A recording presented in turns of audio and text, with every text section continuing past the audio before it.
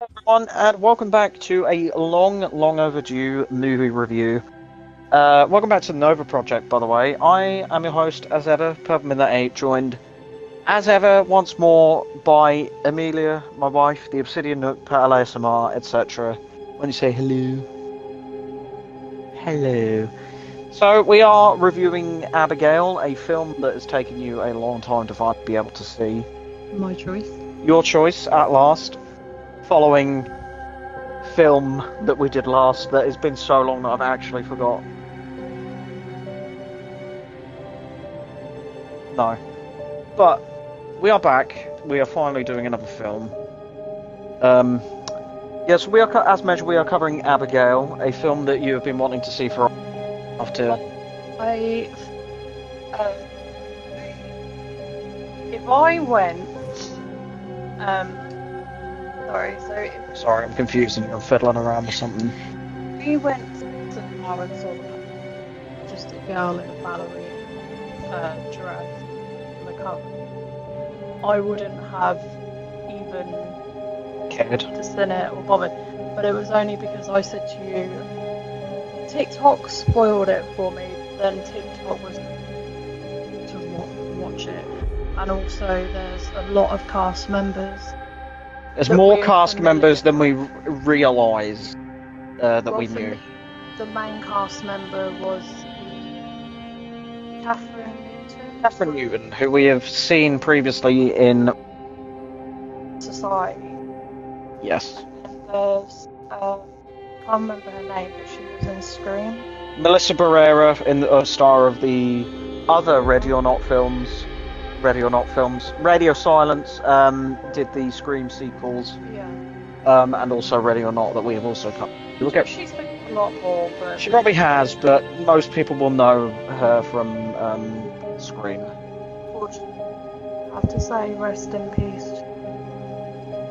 We want to say Angus Cloud, famous for his roles in, I think it was his role in Euphoria. I think that was what it was called. Yes, he passed away last year. While the main thing, it's sad to say that he's died, but I don't like him in this film. I've not seen him in a lot. I just know that he passed and he was in Euphoria, and the internet went wild. But I did not like him in this film one bit. I didn't like his character. I didn't like how he played the character. He was just annoying, and he seemed, compared to the rest of the cast that all had pretty stellar roles. I'm not 100% sure. And he was the first kill of the film, Which was very predictable, Maya. Yeah, I was saying he's probably first to die because he's a dick. He is a dick character, and the dick characters die. He was initially going to be our worst kill because it's pretty much all off screen.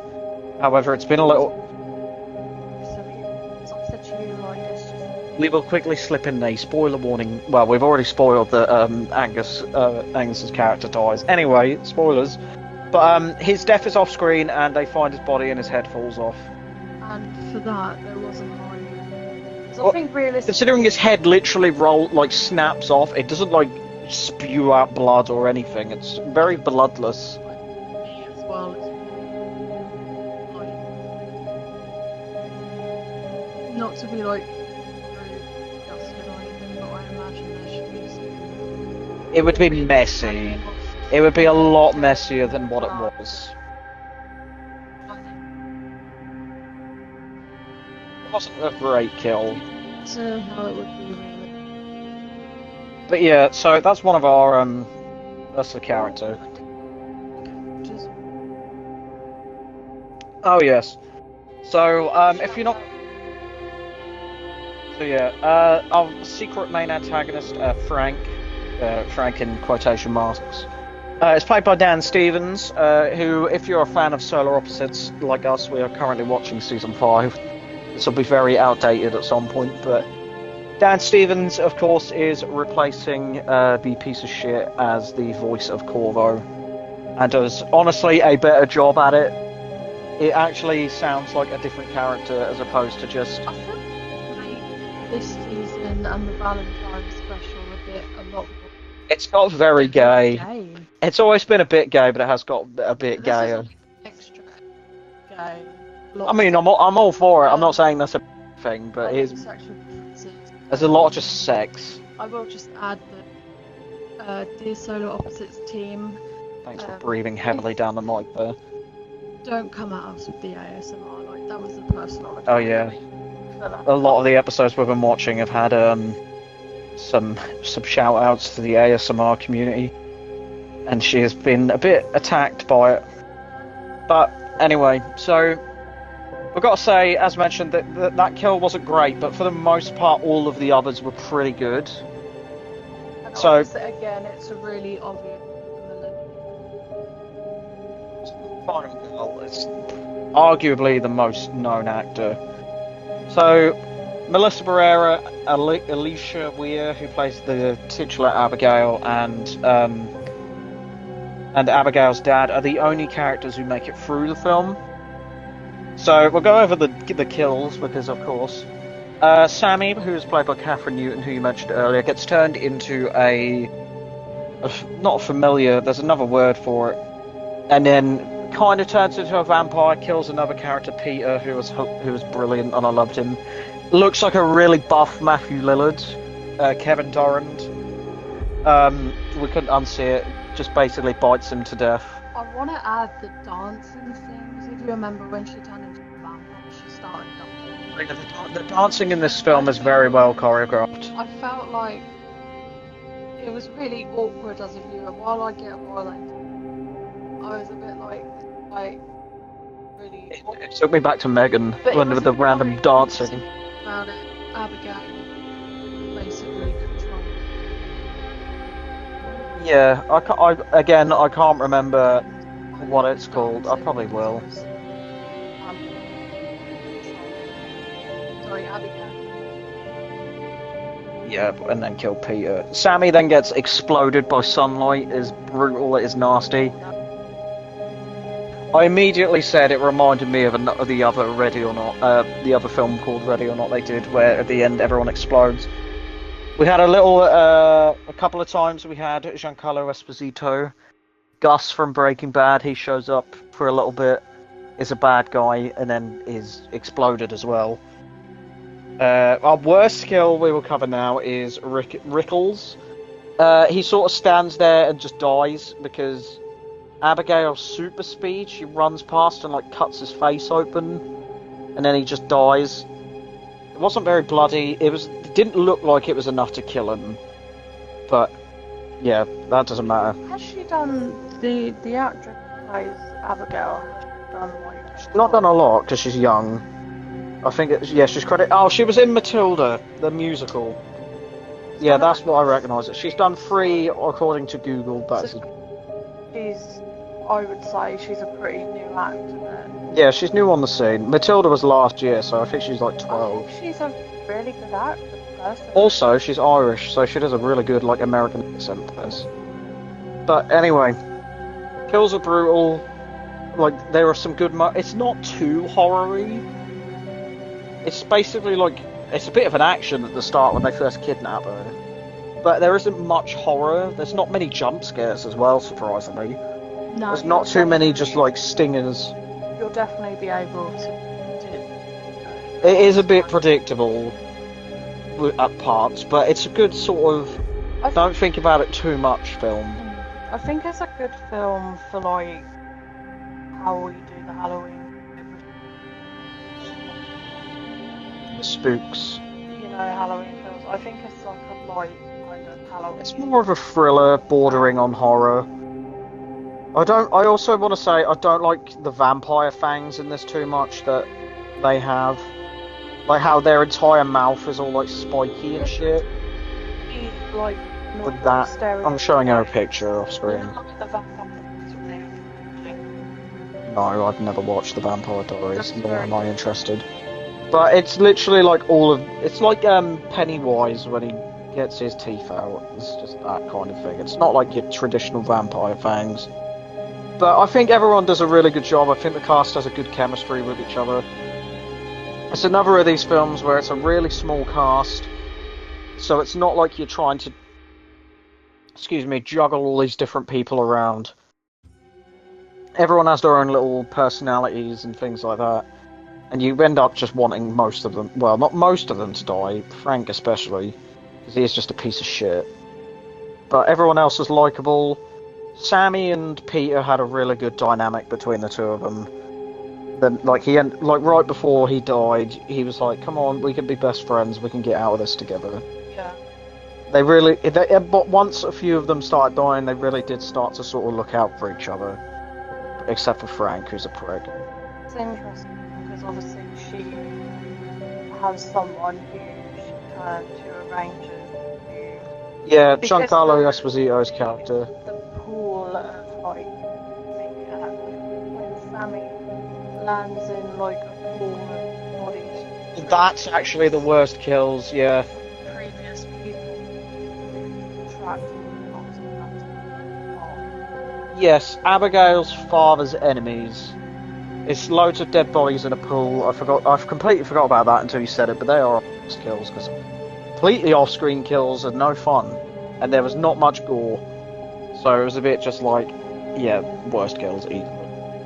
But yeah, I ended up quite enjoying it. I didn't expect it to really, like, keep my attention, but I think it helps how it was, like you said after we watched it, how it was people who we know. Yeah. And we ended up knowing a lot more people than we thought. I'm glad you liked it because I was like, should I buy this on Blu-ray? You were umming and ahhing about it, you didn't know what you wanted to do. Because obviously I went to I think you got.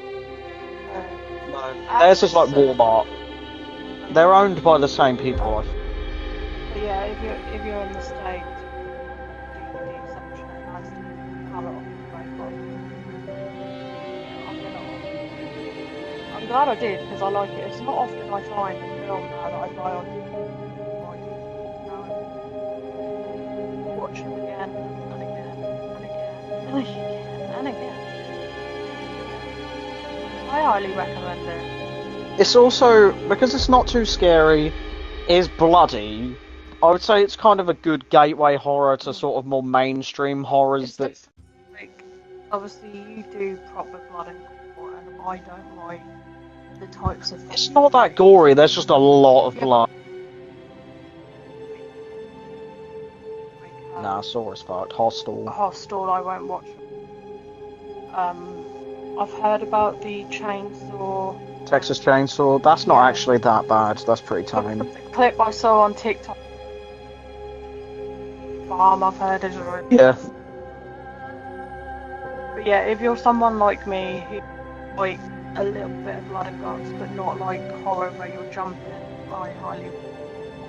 It's like crazy amounts of blood.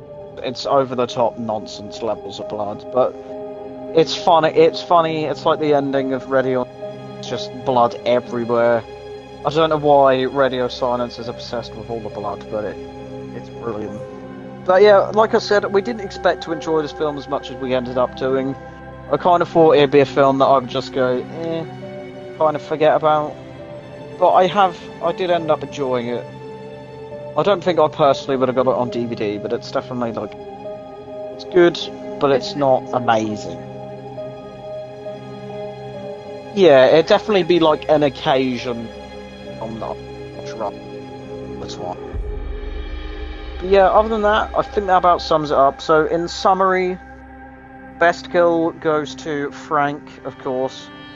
There are a few people who explode, but this guy just needed it. He needed to just be stabbed and just explode. And after the fight, it was good. And there was so much fucking blood in that scene. It was comedic. I really have to give, like, a shout out to Melissa and I can't remember the girls, Abigail, because the way they both came across and they ended up looking out for one another, and how they were still enemies, but there was a bigger enemy. Like, not romantic on the street. You know how when some actors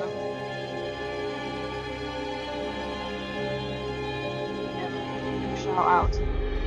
Yeah. But everyone did great work, minus Angus, unfortunately. I almost feel bad saying it, but his character just... you've got all these people who really are like professional, and then you just got this knob.